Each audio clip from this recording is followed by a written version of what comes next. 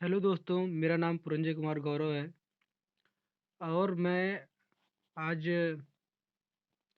ज्योतिबा फुले की अमर कहानी एक किताब है जिसके लेखक हैं शांति स्वरूप बौद्ध जी।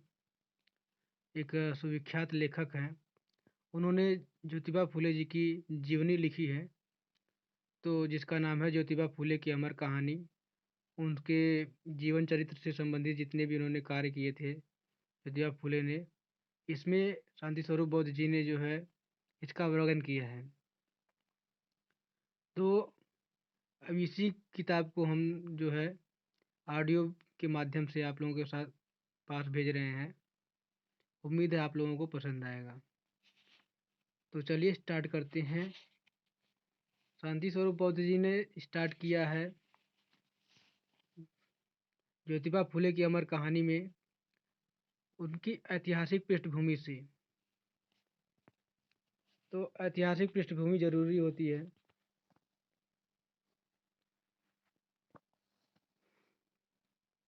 ऐतिहासिक पृष्ठभूमि: भारतीय सामाजिक क्रांति के ज्योति स्तंभ, भारतीय नारी शिक्षा के जन्मदाता, नारी शिक्षक संस्थान के प्रथम शिक्षक, कराहती पीड़ित मानवता के उद्धारक, अहिंसा के पावन पुजारी, सर्वहारा वर्ग के महानायक, राष्ट्रपिता ज्योतिबा फूले का नाम भारतीय सामाजिक क्रांतिकारियों में प्रमुखता से लिया जाता है। बल्कि कहना तो यह चाहिए कि आधुनिक युग में सामाजिक क्रांति का विचार ही सबसे पहले ज्योतिबा जी ने दुनिया के सामने रखा। भगवान बुद्ध के बाद यदि इस देश में किसी महामानव ने ब्राह्मणवाद को सशक्त एवं सार्थक चुनौती दी तो वे ज्योतिबा फूले ने ही दी। इस 2500 वर्षों की लंबी अवधि में लाखों साधु संतों ने जन्म लिया। ये महापुरुष आते रहें और धूल उड़ाकर जाते रहें, लेकिन सर्वहारा के दुख दर्द कम नहीं हुए। इसलिए बाबा साहब को कहना पड़ा था कि इन महात्माओं ने बहुत धूल मिट्टी उड़ाई, किंतु जाति पीड़ित लोगों का स्तर ऊंचा नहीं उठा सके। लेकिन बुद्ध के बाद यदि किसी ने निम्न लोगों का स्तर ऊंचा उठाने का साहस किया तो वह केवल मात्र ज्योतिबा फूले ही थे। यही वजह है कि वे आज आधुनिक भारत के सामाजिक क्रांति के प्रणेता के रूप में याद किए जाते हैं। पूना में उस समय पेशवा साम्राज्य मराठवाड़ा का प्रमुख शक्ति केंद्र था। यह एक तरह से ब्राह्मणी राजसत्ता ही थी, जिसके हाथों में धर्म, राजसत्ता और कानून सभी कुछ कैद था। यदि इसे यूँ कहें कि ब्राह्मणी राजसत्ता अंग्रेजों से भी ज़्यादा बर्बर और क्रूर थी, तो इसमें कोई अतिशयोक्ति नहीं होगी। पेशवाओं की क्रूरता, विलासिता एवं उनका घोर बर्बादी चरित्र इतिहास में सदैव काले अक्षरों में अंकित रहेगा। उस समय किसानों की भी बहुत अधिक दुर्दशा थी। खेती की हालत खस्ता थी। बार बार पड़ने वाले अकाल ने उसकी कमर तोड़कर रख दी। समय पर सरकारी कर चुकाने के चक्कर में किसान साहूकारों के कर्ज के बोझ तले उम्र भर दबा रहता था। कई बार तंगहाल किसानों ने सेठों साहूकारों के खिलाफ बगावत भी की, पर यह क्रूर व्यवस्था जस की तस बनी रही। जाति व्यवस्था को धर्म का जबरदस्त संरक्षण प्राप्त था। धर्म कहे या हिंदू धर्म, इसका अर्थ हमें ब्राह्मणी धर्म ही समझना चाहिए। नजी नजी नतीजतन स्वधर्म निष्ठा में तो वृद्धि हुई, लेकिन समाज निष्ठा में दिन ब दिन कमी आती चली गई। सामान्य नागरिक जीवन में सर्वत्र अन्याय ही अन्याय व्याप्त था। मराठा राज्य का प्रमुख आधार वतनधारी थी।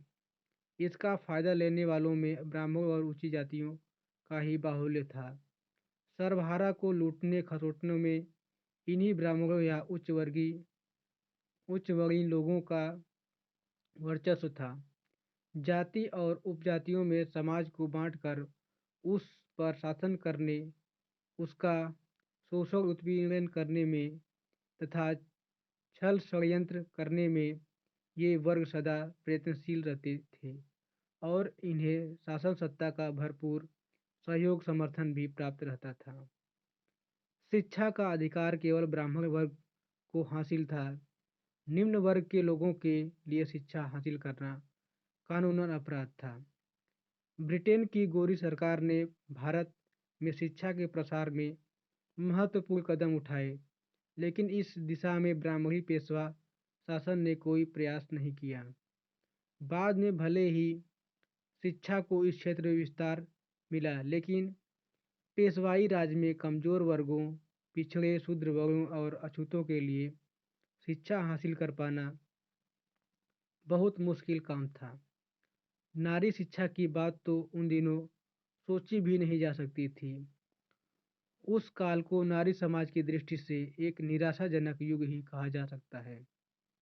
स्त्रियों को, चाहे वे किसी भी वर्ग अथवा जाति की क्यों न हो, उन्हें शिक्षा प्राप्त करने का कोई अधिकार नहीं था। बाल विवाह का प्रचलन जोरों पर था। खेलने खाने की उम्र में ही उन्हें उन नन्ही मुन्नी बच्चियों को सास ननद जेठानी की गुड़गियाँ ताने सुनने पड़ते थे। स्त्रियों को केवल मंदिर में भगवान के दर्शन के लिए ही घर से निकलने की इजाज़त थी।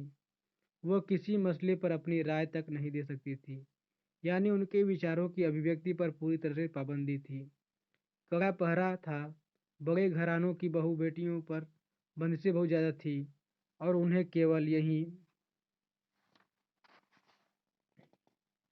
नसीहत दी जाती थी कि वे घरों में ही रहें, अपना पूरा जीवन परिजनों की सेवा में ही लगाएं, बाल बच्चे पैदा करें, उनका लालन पालन करें और रसोई का कामकाज करने में ही अपने जीवन को धन्य समझें।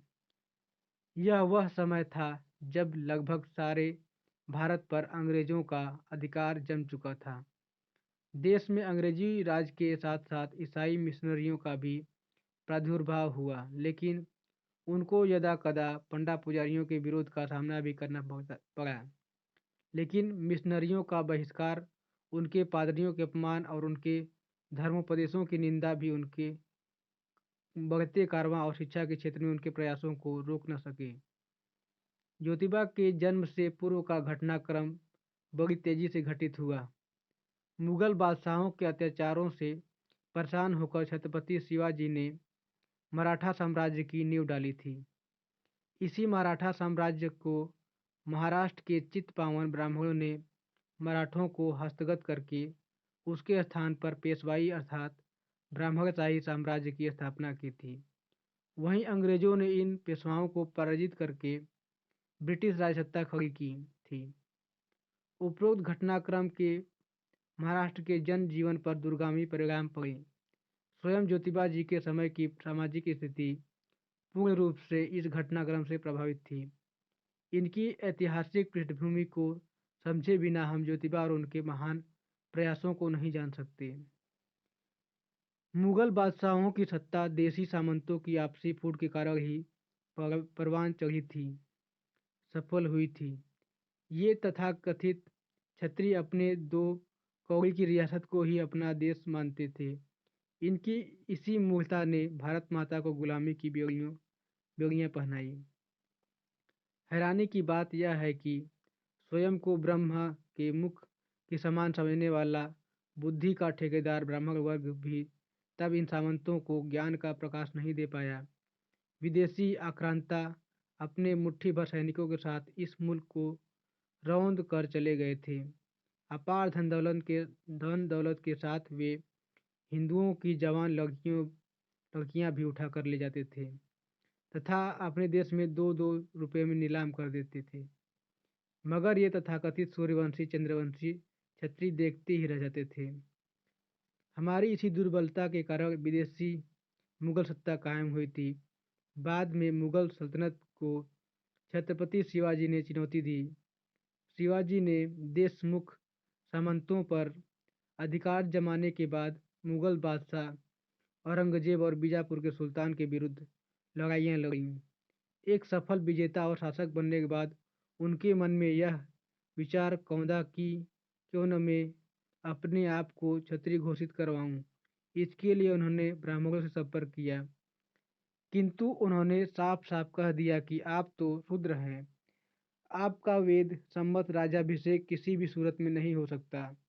अतः धुन के पक्के शिवाजी महाराज ने हार नहीं मानी और इस कार्य को संपन्न कराने के लिए बनारस के ब्राह्मणों से संपर्क किया। गागा भट्ट नामक एक शातिर ब्राह्मण ने शिवाजी का राज्याभिषेक कराने का दायित्व अपने ऊपर ले लिया। राज्याभिषेक के बहाने उसने शिवाजी से बहुत भारी रकम रिश्वत के रूप में प्राप्त की और उनका तिलक अपने पैर के अंगूठे से ही किया। राज्याभिषेक के पश्चात उन्हें छत्रपति घोषित कर दिया गया और इस प्रकार मराठा राज्य की स्थापना हुई। छत्रपति शब्द का भी अजब दास्तां है। तीन शब्द बहुत मिलते जुलते से हैं, क्षत्रिय, क्षत्रज और छत्रपति। क्षत्रिय तो वर्णाश्रम के अनुसार ब्राह्मण वर्ग से निचला वर्ग हुआ। क्षत्रप का अर्थ हुआ राजा, किंतु छत्रपति का अर्थ हुआ राजा के पीछे पीछे छत्र लेकर चलने वाला छत्रधारी। ब्राह्मण ने इस शब्द भेद के कारण शिवाजी महाराज को खूब लूटा और अंत में उन्हें क्षत्रिय घोषित करने के बजाय छत्रपति की उपाधि दे दी। ब्राह्मणी चालबाजी और जालसाजी से अनजान शिवाजी महाराज छत्रपति शब्द पाकर ही धन्य हो गए और अपने आप को क्षत्रिय मानने का भ्रम पा ले रहे। शिवाजी के वंश में ब्राह्मणवाद का सबसे अच्छी तरह पहचानने का काम उनके पौत्र साहू जी महाराज ने किया, जिन्होंने अपने राज्य में ब्राह्मणों को उनकी असली औकात बता दी थी। हमारे बुद्धिजीवियों ने शिवाजी के उदय को हमेशा हिंदू मुस्लिम संघर्ष के रूप में ही चित्रित किया है, लेकिन इधर के नए शोध बताते हैं कि महाराष्ट्र में उनका उदय पूर्ण रूप से जाति संघर्ष की राजनीति का परिणाम था। यदि ऐसा नहीं था तो फिर शिवाजी की सेना में मुसलमान सरदारों का समावेश क्यों था? शिवाजी एक छोटी जाति में पैदा हुए थे। जब उनके पिताजी ने एक महार कन्या से विवाह किया था, तब मराठा सरदारों ने इसका विरोध किया था। स्वयं को क्षत्रिय प्रमाणित करवाने के लिए शिवाजी को भी अनेक मराठा परिवारों के साथ संबंध बनाने पड़े थे, लेकिन उन्हीं शिवाजी का राज्याभिषेक करने के लिए ब्राह्मणों ने इनकार कर दिया था। बाद में मुहमांगी सोने की मोहरों के लालच में काशी के गोगा भट्ट नामक ब्राह्मण ने उनका राज्याभिषेक किया था। जब अन्य ब्राह्मणों ने उसे जाति बहिष्कृत करने की धमकी दी तो उसने पैर के अंगूठे से उनका राज्य तिलक किया था। क्योंकि शिवाजी कुणबी या कुर्मी जाति से थे, आज भी कुणबी जाति पिछड़े वर्ग में गिनी जाती है। स्वयं ज्योतिबा फुले ने एक लोकगीत में शिवाजी को शूद्रों का राजा लिखा है। शिवाजी के मृत्यु के बाद उनके पुत्र संभाजी गद्दी पर बैठे। स्थानीय ब्राह्मणों से नाराज होकर उन्होंने उत्तरी भारत के एक ब्राह्मण को अपना प्रधानमंत्री नियुक्त किया था। यही वजह है कि संभाजी को ब्राह्मण इतिहासकारों ने एक चरित्रहीन तथा शराबी व्यक्ति लिखा है। संभाजी के बाद शिवाजी के पौत्र साहू जी महाराज छत्रपति बने। ब्राह्मणों को अपना प्रधानमंत्री बनाने की परंपरा यथावत बनी रही। बाद में शिवाजी के वंशज नाम मात्र के राजा रह गए तथा राज्य पर पेशवा ब्राह्मण काबिज हो गए। शिवाजी द्वारा स्थापित शासन पद्धति पेशवाई की कैद में बंद होकर रह गई। पेशवाओं ने वर्गवादी व्यवस्था की नींव मजबूत की तथा जातिवाद को जबरदस्त बढ़ावा दिया। जातिवाद की हद यहाँ तक बढ़ गई कि स्वयं को उच्च जाति समझ बैठे कायस्थों तक को पेशवाओं ने शूद्रों के रीति रिवाज अपनाने पर मजबूर किए। शिवाजी के पौत्र साहूजी महाराज में जो पेशवाई अस्तित्व में आई वह 1818 तक कायम रही। इनके शासन काल में ब्राह्मणवाद, जातिवाद, अनाचार, पाखंडवाद एवं उदंडता अपनी चरम सीमा पर रही। बाजीराव पेशवा बेहद चरित्रहीन व्यक्ति था। वह हमेशा स्त्रियों से घिरा रहता था। उसकी काम वासना और व्यभिचार की अनेकों कथाएं कुख्यात है। पूना शहर की तमाम रूपसी बालाएं उसके निवास में पहुंचा दी जाती थी। पेशवाई के मुखिया का ऐसा नैतिक पतन था तो उसके सामंतों की दशा क्या रही होगी। अपने पापों को दबाए रखने के लिए पेशवा प्रतिदिन 40,000 ब्राह्मणों को भोजन खिलाता था। कहा जाता है कि ब्राह्मण उस भोजन में रिकॉर्ड तो अन्न खाता था, उसे सम्मान सहित घर पहुंचाया जाता था।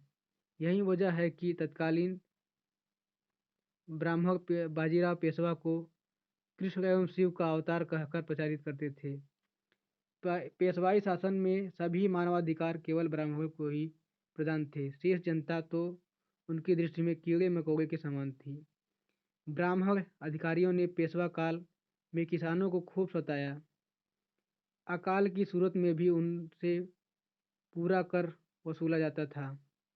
कर न देने पर उनकी पीठ कोड़े मार मार कर लहूलुहान कर दी जाती थी तथा उनके बच्चों को तेल की खौलती कड़ाही में डालकर जला दिया जाता था। उनके मुंह नाक कान में बारूद भरकर उन्हें आग लगा दी जाती थी। पेशवा युग में ब्राह्मणों की यही धारणा थी कि अन्य तमाम निचली जातियों को कर्ज देकर वे मनमाना ब्याज वसूलते थे। कर्ज न लौटा पाने की स्थिति में उनके बच्चों तथा स्त्रियों को बंधुआ बना लिया जाता था, उनकी जमीन हड़प ली जाती थी।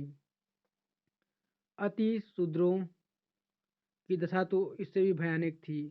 पेशवा काल में महार, चमार, भंगी, मांग आदि आदि निम्न जातियों को गले में मिट्टी के बर्तन लटकाने पड़ते थे ताकि थूकने की स्थिति में पृथ्वी अब अपवित्र न हो। कमर में पीछे झाड़ू लटकाना पड़ता था ताकि उसके पैरों के निशान जमीन से स्वतः ही मिटते रहें।